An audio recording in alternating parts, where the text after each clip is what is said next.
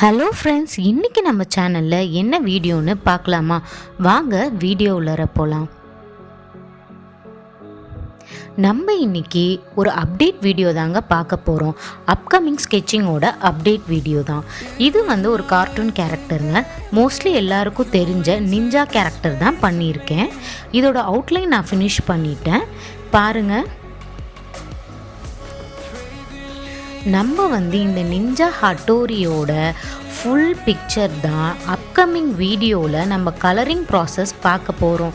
சூன் நான் colouring process வீடியோவில் உங்கள் எல்லாரையும் பார்க்குறேன்.